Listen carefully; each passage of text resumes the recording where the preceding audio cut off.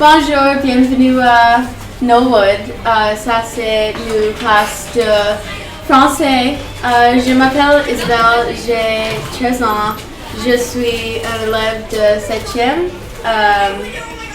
La classe de français, j'aime bien la classe de français. ¿Es una niña o él es un niño? Speech, kids were giving physical descriptions of one another, and then they were guessing the person that was being described. Excellent. Levanta la mano. Thereafter, you saw an example of comprehensible input.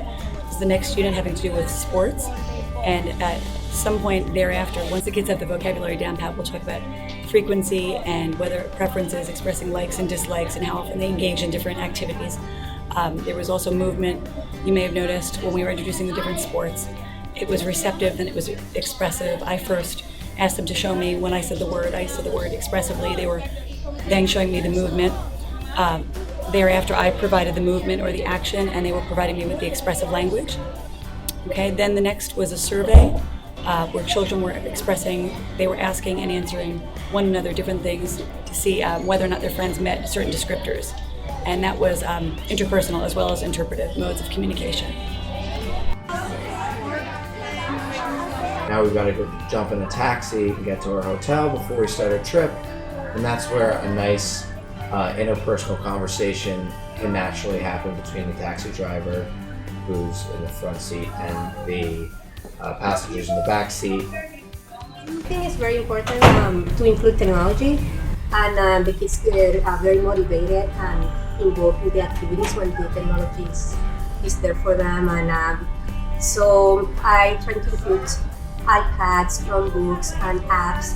And right now they're working in doing a commercial, so where they can actually use the knowledge and the new vocabulary and past vocabulary, and they are being creative using the language.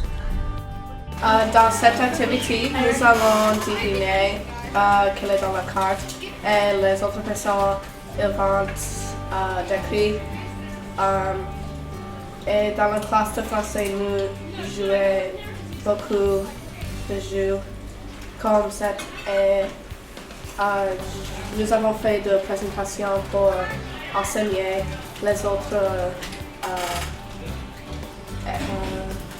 Les autres classes? Oui, élèves, les autres élèves.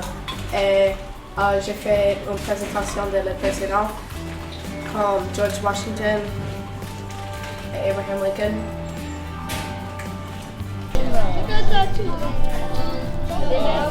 Escuchamos que pues como come bananas.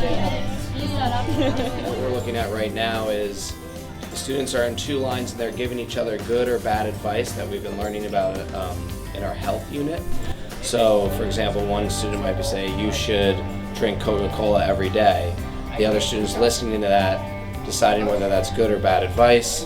Obviously, if they say bad advice, they might have a mini conversation about that and then move on. But the point being is setting up as many activities that give each student a chance to speak in a meaningful way as often as possible, so that everybody's part of it, everyone's practicing their Spanish. What we're doing right now is like a summative assessment of everything that we've learned about giving directions, making plans, and taking directions. So right now the students are writing down directions from their house to another location, or from another location to their house, and then they're drawing maps alongside.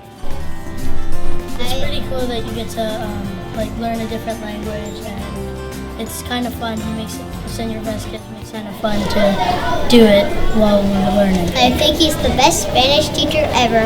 Yeah, he does so much fun stuff. It's like it's not even like you're learning. It's you're learning, but he just turns it into fun. Like he shows us like a slideshow of what we're supposed to learn, and he lets us review with the quiz and everything, so we're prepared for it. He has Spanish capital songs.